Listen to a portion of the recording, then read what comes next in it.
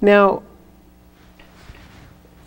along those lines, in your essentially you're just removing interference so the body can do what it's supposed to do, a self-healing mechanism, versus add something to the body to kind of cover up a problem. You're just exposing and bringing out that ability for the body to be well. Where there's an impairment in the ability of the body to accomplish ordinary healing. For example, something in your body may heal and you may not even know you had a problem. We have to ask ourselves, why isn't that happening in one of our patients that comes to the office? And so through that process of aiding the nervous system to do its job, you therefore allow the body to repair and heal. And that's why it works for more than just back pain. The idea of treating pain is a relatively modern idea for chiropractic. Chiropractic had its origin healing polio, healing a lot of other conditions that pneumonia, a host of other conditions that were visceral conditions. It had its roots, and that has kind of been taken over by pharmaceuticals, and they are effective in treating, the most immediate cause, maybe in some of those areas, but they still don't address the issue of health of the individual. The health of the individual is, I think, where people are feeling more at ease to go these days. I think pharmaceuticals are a little scary for people. Vioxx. What good is it to have less pain if you are damaging your heart or your kidneys or your liver? What price do you pay? And are you willing to? And that's a good point, because someone will seek our help for back pain, which is immediate. They can relate to that. But most people don't know what their heart's doing. We know it's beating. We know our food is, our intestines are digesting food, but we're not really aware of the process. So these things are going on when we take the pharmaceuticals. It's affecting other systems, which is part of the autonomic nervous system, the part that we're not in conscious control of. So when you practice, you probably see a lot of amazing things happen autonomically with somebody, other conditions that improve. And that brings up another question I have is, as chiropractors, we all have our miracle patients, more than one. I mean, we have just a bunch of great experiences, and as you know, just witnessing that, being a witness to the healing process is quite amazing. So why don't you share with the listeners and viewers a patient that just comes to mind that you really were just amazed to watch the process? Sure. Well, it's not really uncommon to see very gratifying things going on outside the entry complaint that a patient has.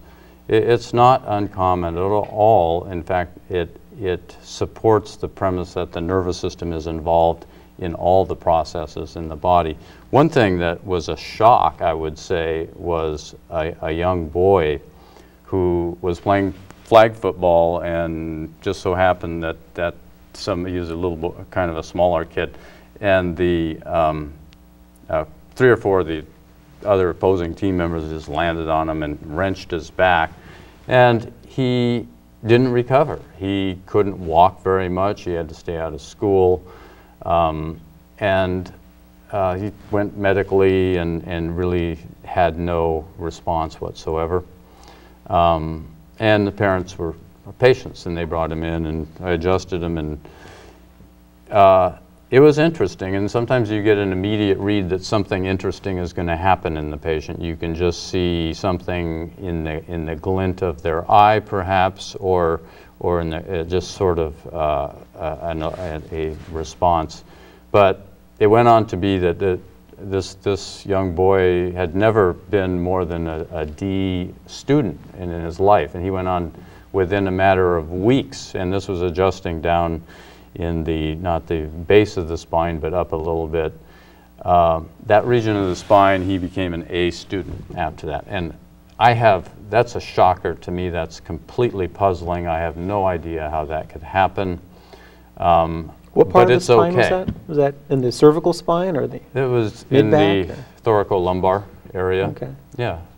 just up a little ways from the lower back. So you had a history of failing in school, essentially, prior to the all football through, accident. All through school. Mm-hmm. Wow.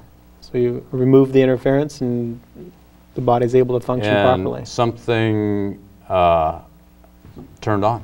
I don't know. Wow. You know, I study this material a great deal. I don't have any mechanism to explain that. Wow. That's exciting. That is very exciting. Yeah.